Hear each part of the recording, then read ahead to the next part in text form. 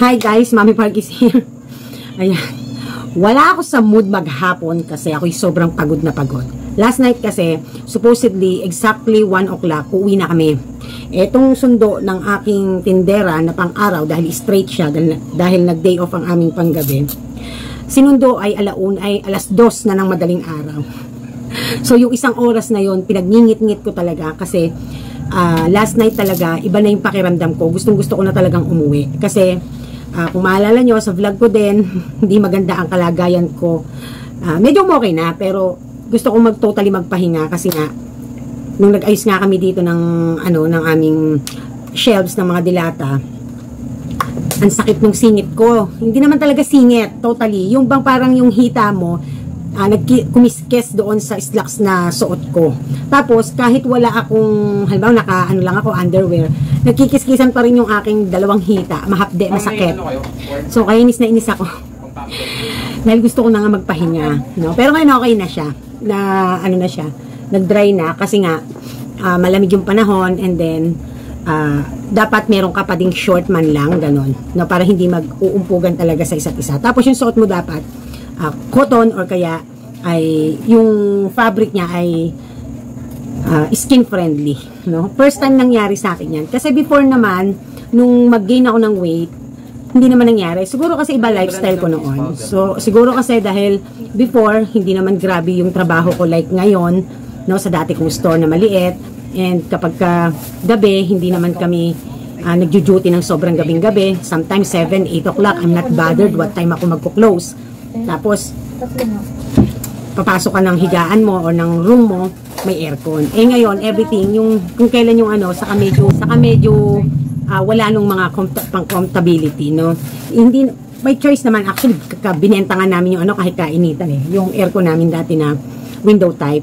Kasi nga, doon sa inuupahan namin ngayon, it's not, parang hindi siya fit. Siguro kung ka doon, kailangan talaga close, tapos, dapat malaki ang horsepower ng gagamitin mo.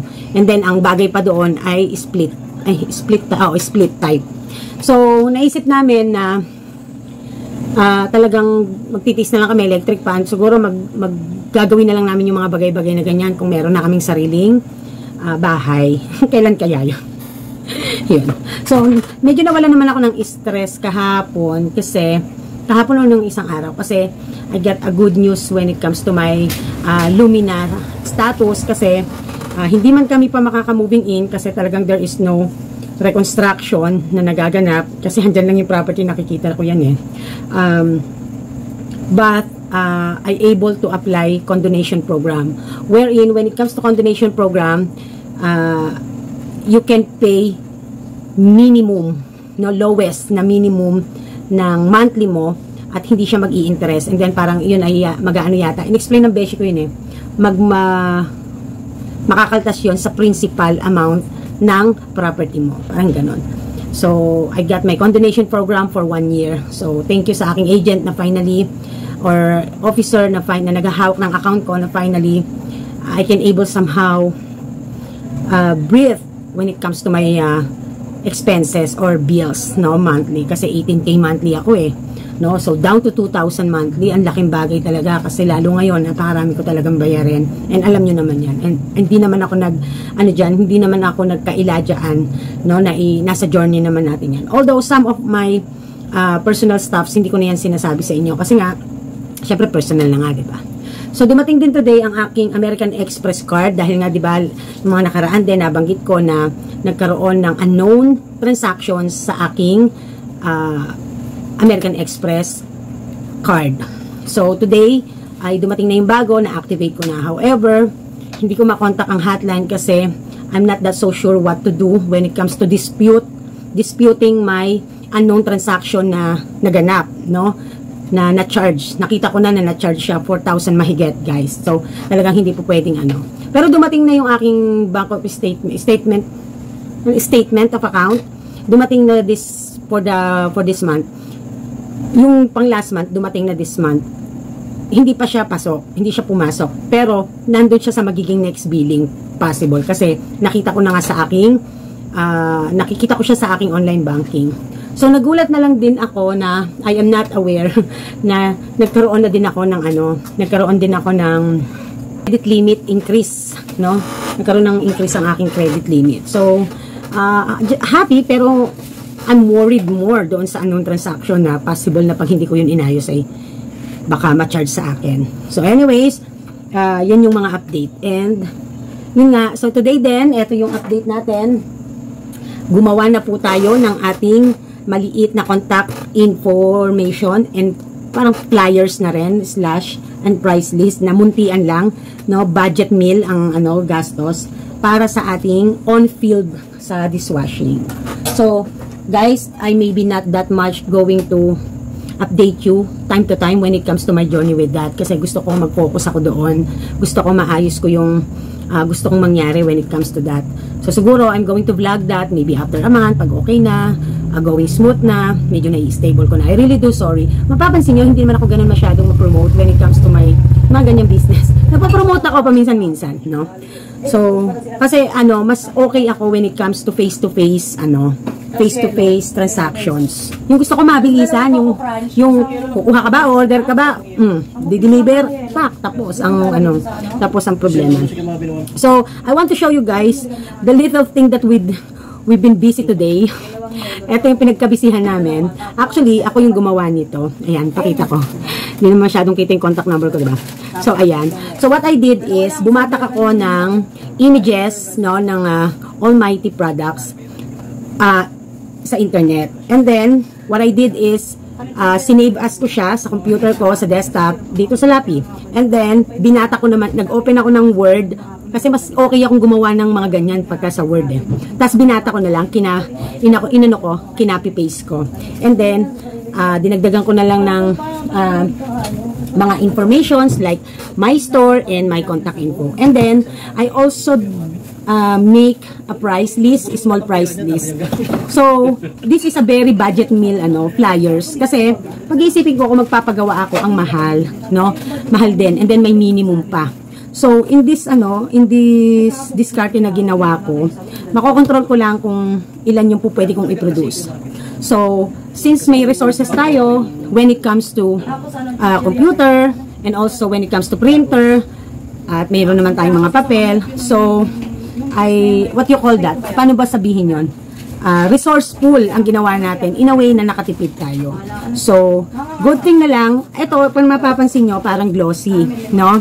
Kasi, kapag nagpagawa ka sa printing, pwede yung glossy type, pwede yung hindi siya glossy. Yung talagang parang ganito lang, anong papel na papel lang, no?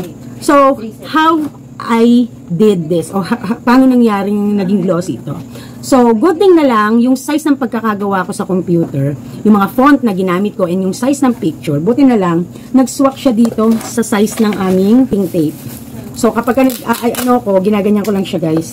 Tinatap ko lang namin ganyan, tapos binabalot na ganun. So, ito yung lalabas sa kanya. Glossy type na siya. No? So, this is the sad part when it comes to field work and you're giving flyers, you're giving away flyers. Kasi, you cannot expect everybody to keep the flyers that you gave or you give away. Kasi, hindi lahat interesado. So, pero sa part ng mommy part, no? Kasi ang target natin ay yung kumuha ng maramihan, yung as much as possible resellers ang kukuhanin natin. Sari-sari store, grocery store, no? Mga mamshi na they want to have a extra income, something like that. So, to have this, no, cheaper and masulit, no? Siyempre, no? Na hindi magko-compromise yung kailangang malaman ng tao, straight to the point. On yung product and also yung price list para hindi na nangangapa. So ito yung mga dadalhin ko together with my tindera kasi baka makakasama ko siya malamang sa field work, no? Mag-aahente, literal. So, kung maalala nyo dati when I was not yet when I was in my field work, ewan ko kung naibablog ko yun. Hindi ko man na mahal. Naibablog ko na rin yata.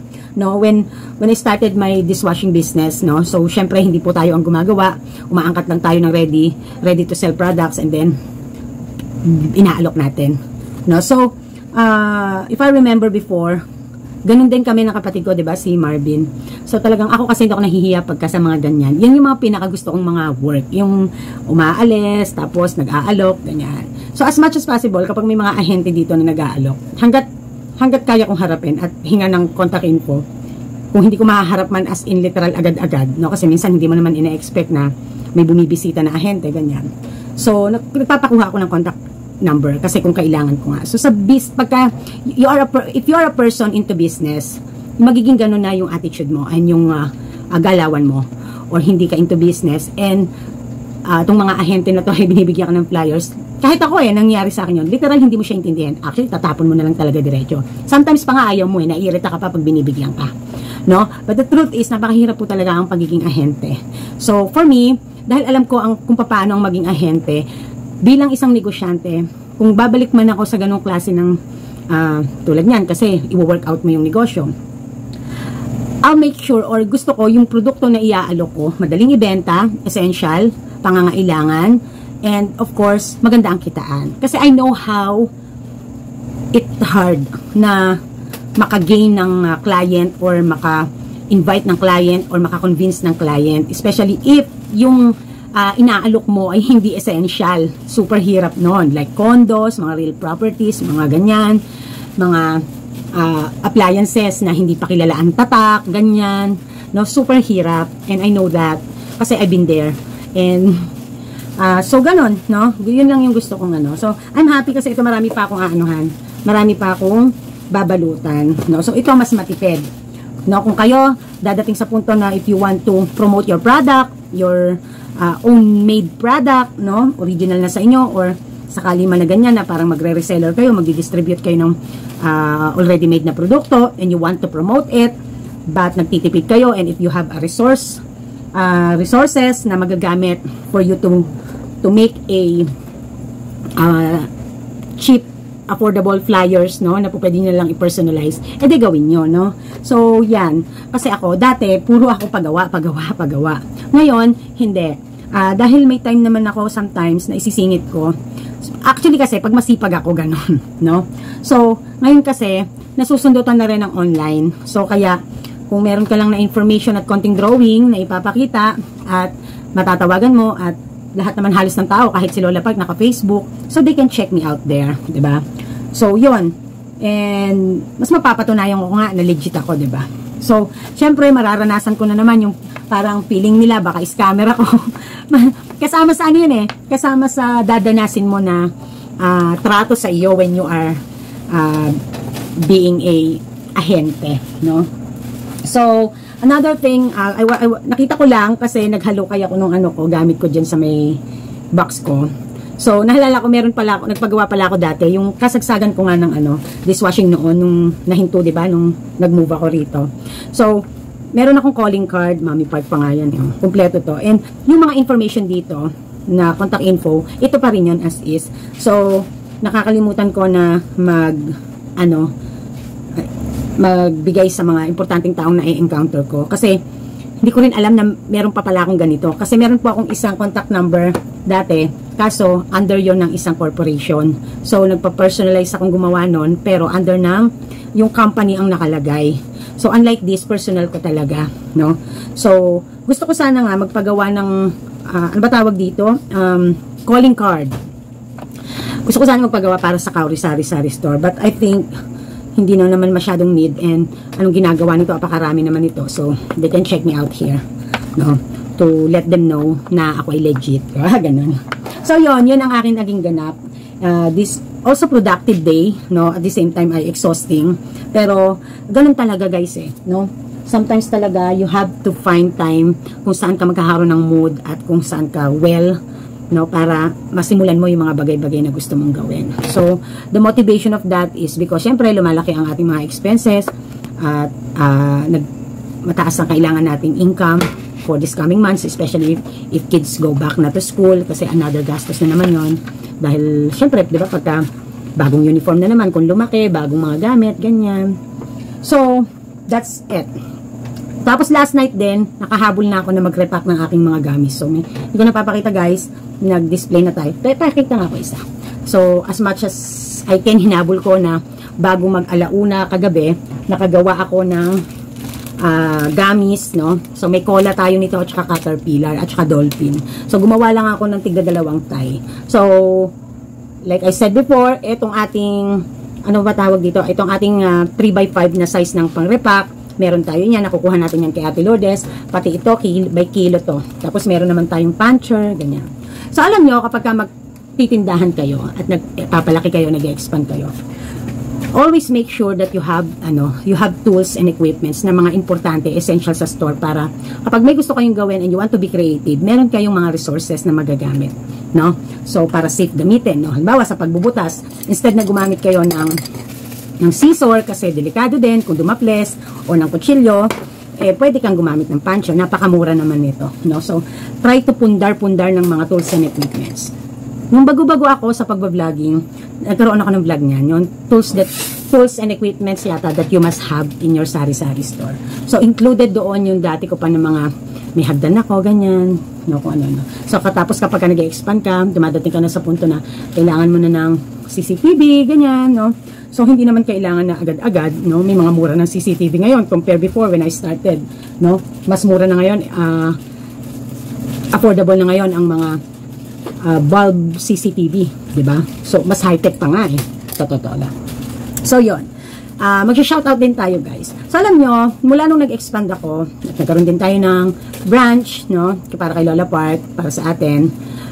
Talagang hindi na marami ang nakakapansin at talagang nagsasabi, nagko-comment na laki na ng store mo, Mami Park, ganyan-ganyan, mayaman ka na, Mami Park, nagpapataba ka na ng bulsa, Mami Park, gano'n, di may iwasan, honestly speaking. Pero hindi nyo po ba alam na the more na ang isang negosyante, ewan ko sa iba ha, kasi ako, na-experience ko, kasi hindi naman ako, I'm not a big negosyante. The more na may nag-expand kami, the more na meron kaming ini-improve, the more na mas lumalabas ang pera namin. Kasi, pag nag-expand ka, you are able also to get more stocks, no? Para, kaya ka nga nag-expand, nagpapalaki, di ba?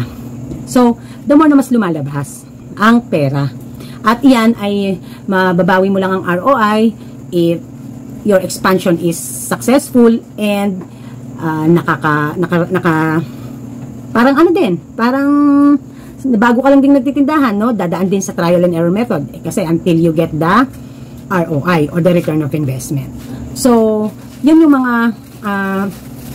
perceptions ng marami na if you are expanding, if you are having a branch, no, you're trying to start making your empire bigger than before or improve, no, than before, ang feeling nila ang dami mong pera. But the truth is, isa ka lang din na para kang kitikite na hindi mo malaman kung paano mo hahabulin ang mga pagbabayad ng consignment mo, dadating ang ahente mo, sino ba ang tatanggihan mo at ipa-priority mo, no? So, I think this is this journey of mine this year is one of the best year of my life in a way na bakit? Kasi ito yung mas maraming mabibigat na hamon compared dun sa mga nauna. Ang hamon lang naman sa akin kasi before is paano magpalaki. Although more of physical yon, no? So napakahirap talaga. And then ano pa? But ngayon naman more of obligations and responsibilities. Jai, ano ba yan? More of obligation and responsibilities, no? So kaya tingin ko when it comes to sa pag-iisip, sa emotion, sa mental, mas mahirap compare sa physical store. Kasi compare sa physical na paggalaw. Kasi may mga tindera naman ako, 'di ba? So, yun lang. And ganun talaga siguro, no? So, talagang everyday na-amaze ako sa mga na-encounter ko na journey ng buhay ko. So, kaya sabi ko, ganito pala ang pagiging negosyante. Before talaga, pangarap ko din maging negosyante.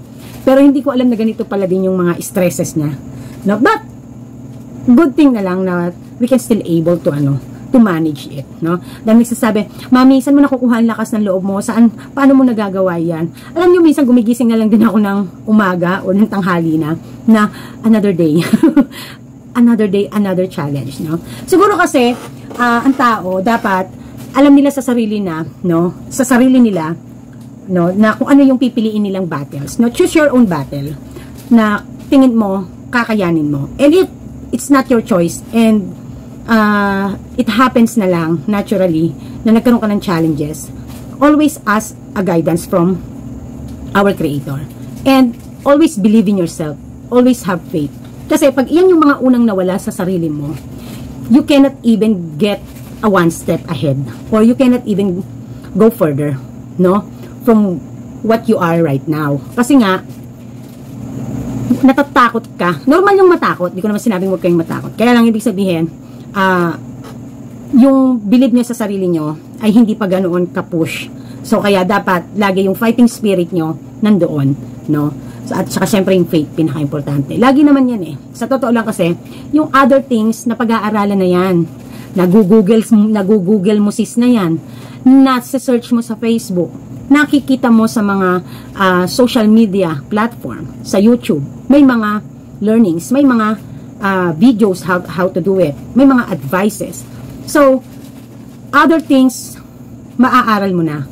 But, hindi mo basta-basta mapaniniwalaan ang sarili mo kung ikaw mismo sa sarili mo, you are not pushing yourself to believe sa kakayanan mo, no? So, kaya dapat, hindi ko naman sinabing maging impulsive kayo, sige-sige lang, no? Lalo na pag mga bata pa tayo, totoo yun.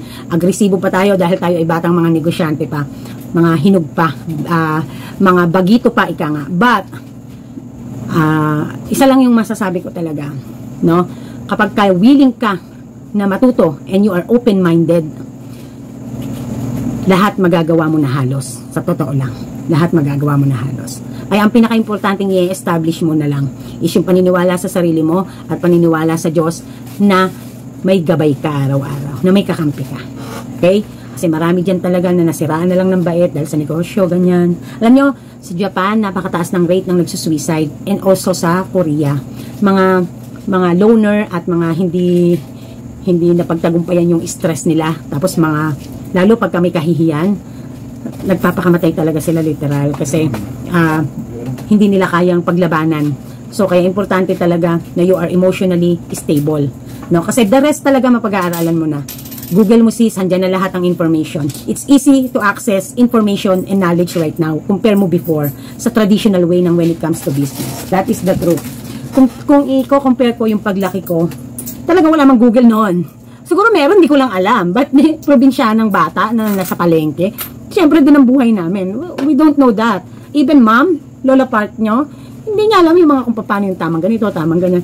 Eh ako nakakapagsalita lang naman akong ganyan kasi nag-aral ako ng business management. So I know. Pero, paano ang execution? Alam mo lang sabihin, paano gawin? Yun kasi yun eh. Diba? Yun kasi yun. Okay? So, I do hope na marami kayong napulot ng mga words of wisdom today at in-update ko lang kayo. So, papapansin nyo ang gara akong magsalita. Kasi nga hindi, ewan ko, may mga times na ganito talaga ako. Okay, anyways, mag-shoutout tayo. Ayan, pero bago tayo mag-shoutout, mahaba ang video natin, no? Ito muna yung gusto kong iwan sa inyo sa mga nangangarap na magkaroon ng negosyong sari-sari store or tindahan or ganito na variety store at gustong umasenso. So, hindi pa tayo nasa ganoong part na sobrang asensado or ano, but getting there, no? At masasabi ko naman talaga na napakalaki na ng pakinabang ko sa aming hanap buhay kasi, as you all know, this is our bread and butter. And dito ko rin kinukuha lahat ng mga pambayad ko sa mga bills and sa aking mga pangarap sa ngayon, no? Na kaya ko lang makamit, ganon. So, ito lagi ang tatandaan nyo. Number 1, produce a capital. So, produce a capital, normal na talaga yan. No? Sometimes, tawag dito, masyadong inaano ng iba na mga ganito na walang kapital, ganito na walang kapital. Pagka po ganitong tindahan, talagang maglalabas at maglalabas ka. Pero kung mag-extra income ka lang, pwede kang makapagsimula ng walang kapital. Mag-reseller ka, yung tipong patitinda sa'yo, tapos pag nakabenta ka, saka mo makukuha ang tinubo mo or commission mo. Yon, pwede yon. But when it comes to sari-sari store or mga groceries, talagang maglalabas ka dyan. Hindi pwedeng hindi. No, wag nating masyadong i-ano na, no? Maglalabas at maglalabas. Kaya lagi ko sinasabi, especially sa mga OFW, paghandaan, pag-ipunan, pinagpaplanuhan ang pagpasok sa negosyo, lalo na ang ganito. Kasi madaling maglabas, madaling lumabas ang kaperahan, mahirap magbawi. Okay? So, produce a capital. Save, earn. Okay? Number 2, while you are starting to save or saving a capital, syempre, start na rin to find your location or your target market. Kasi, yaan ang talagang magbibigay sa'yo at bubuhay sa iyo yung target market mo. Kasi kahit isang truck ang pera mo, if you are in a location na wala namang bibili sa iyo, what is the sense? Especially if yung business na gusto mo ay gusto mo mabigyan ka ng malaking kita or maging bread and butter mo. So, even if it's only in your property, your own house, still, you need to consider the target market or the location. Okay? So, it's alright na mangupahan sa kung napakaganda naman ng location, kung mataas ang probability ng iyong feasibility studies, there's no problem with that. Okay? Number 3, list your business goal, your vision.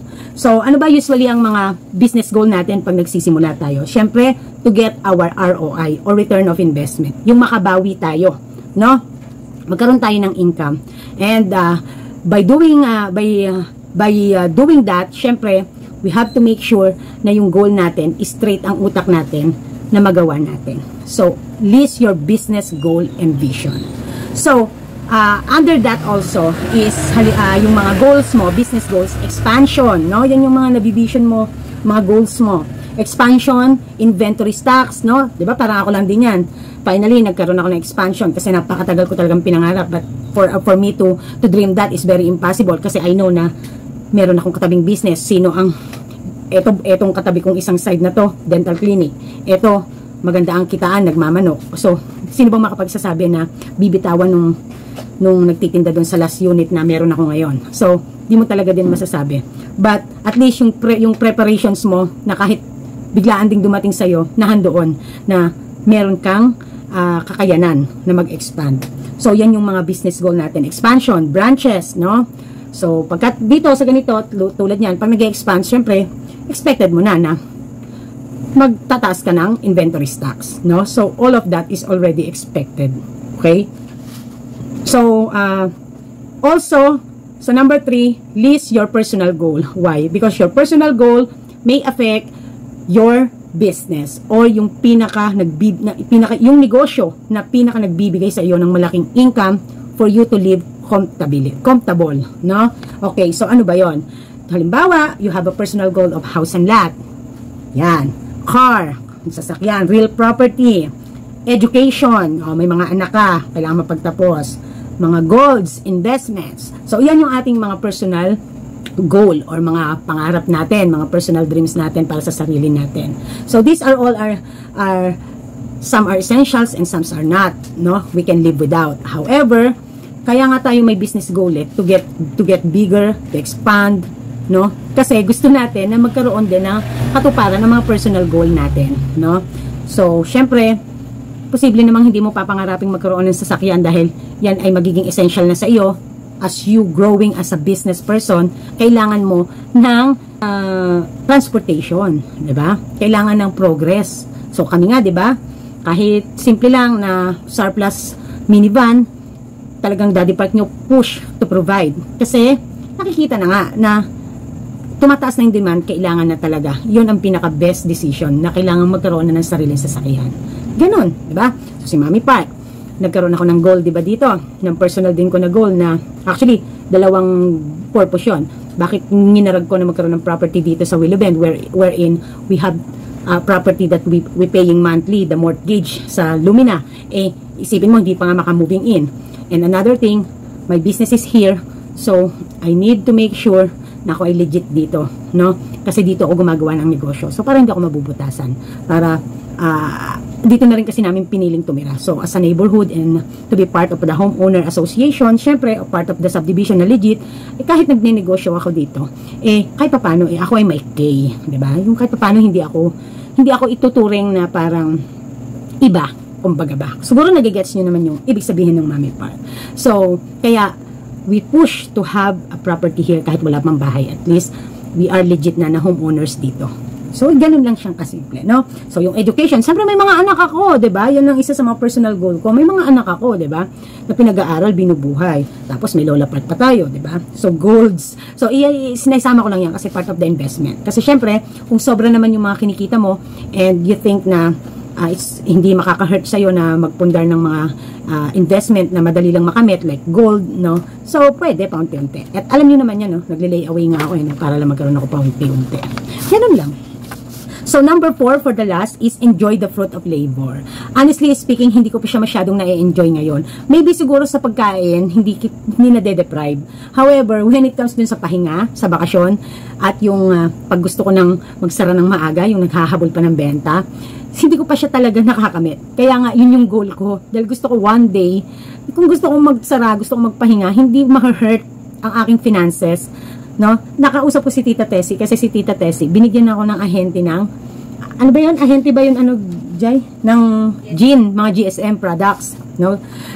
Sabi niya sa akin, nagulat nga ako, sabi ko, Tita, thank you, binigyan mo ako ng ahente. Sabi niya, naisip nga kita. Sabi niya sa akin ganun. Yung kinukuha ako ng Snappy, guys, at yung dati kong binibila ng wholesaler, no, kahit saan ako magtinda, pumupunta pa rin ako sa kanya.